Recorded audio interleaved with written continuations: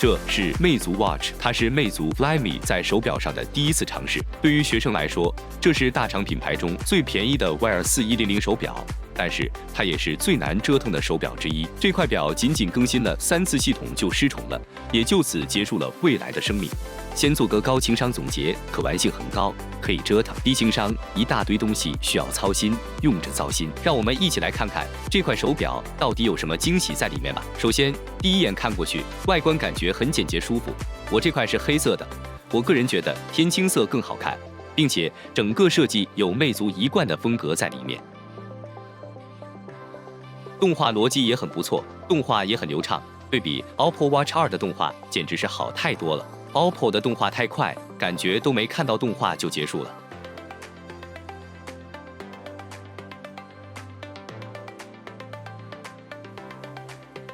然后就是探索整个系统了，各个界面风格都比较统一，除了有点小 bug，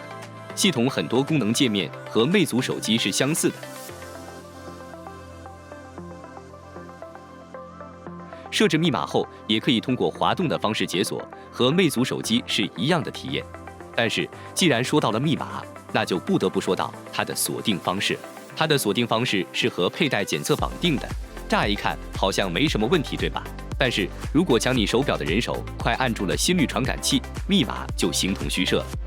没错，佩戴检测和心率传感器绑定，所以这个密码也并不是很安全，只能说防君子不防小人。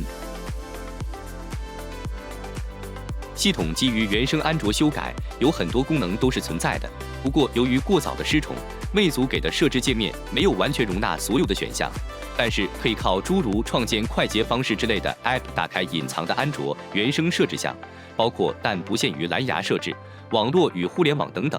而且可以开启或者关闭 AAC 编码、开启热点，甚至修改 APN， 达到流量可用 IPv4V6 双占。如果你想，你可以使用 NeuroTet 之类的软件，借助 PC 有线联网，甚至可以手表上装上 ShadowSox 之类的软件，连回家里局域网。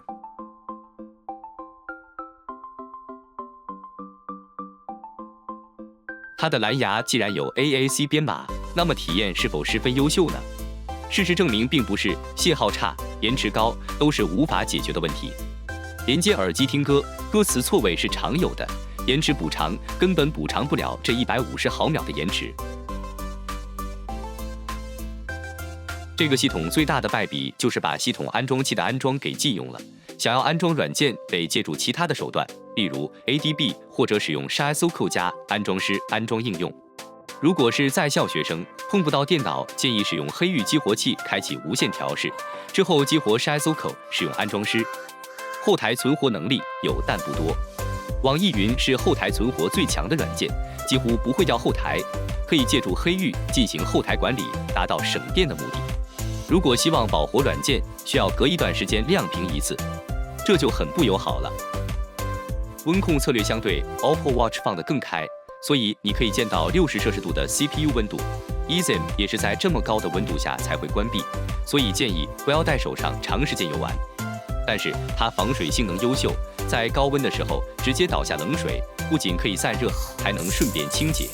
它有420毫安时的大电池，官网宣称充满电有36小时续航，实际测试下来，在电池已经有损耗的情况下，充满电始终与手机连接蓝牙的情况下，也有超过24小时的续航。但是必须连接蓝牙的情况下才有那么长的续航，在没有连接手机的情况下，差不多要损耗到仅剩10几小时的续航。至于 M-Charge 快速充电，确实充电很快，但是充电器和表内的磁铁会受到外界影响消磁，甚至有可能会因为这个导致充上电都变成玄学。我这个充电器可能是极限工况工作比较久吧，漏胶和消磁是一起来的，质感直接下滑了一个梯度。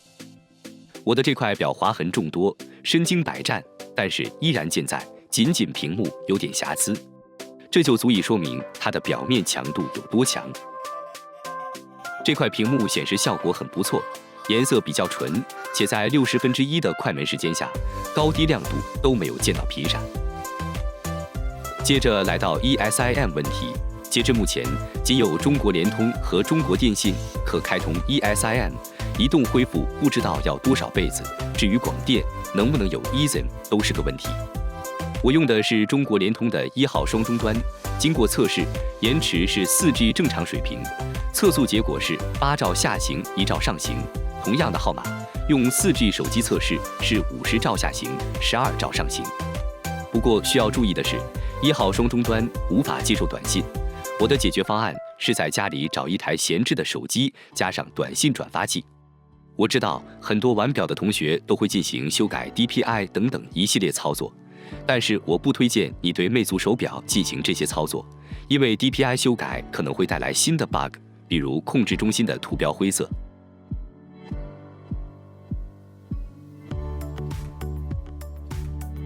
首先，录音机存取的文件名字一旦被更改，你就无法在录音机里见到这个录音了，或者见到数据错误的录音。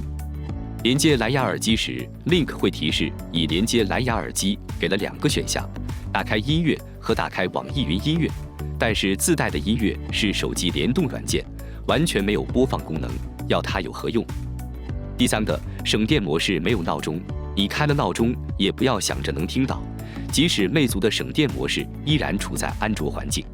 第4个，在与手机断联时耗电会加快。我的猜测是与手机断联后一直在尝试重连，但是连不上又重连，没有足够长的间隔，因此这个逻辑导致了这块表极其耗电。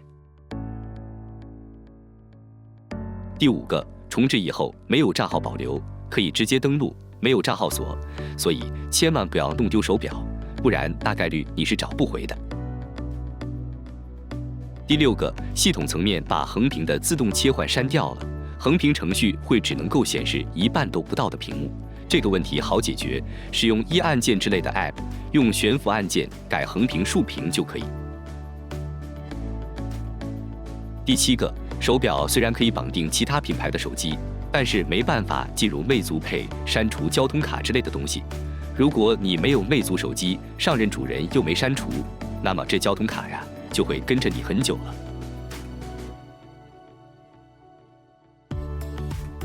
界面显示 bug 很多，甚至有见过整块屏幕只有1/3显示区域可以正常使用的离谱 bug， 也就是说，连手表界面都是实删。然后就是经典的跳省电重启后部分图标灰色无法使用，以及所有图标都被激活的盛况。还有光照传感器识别亮度为0，自动亮度拉到最低，重启才可以恢复的 bug。这块表是支持刷机的。但是 Fast Boot 是不可以用的，只能用9008，并且 Boot 文件有校验机制，刷了 Boot 可能会影响 WiFi 的工作，到时候只能全量包，就专就 WiFi。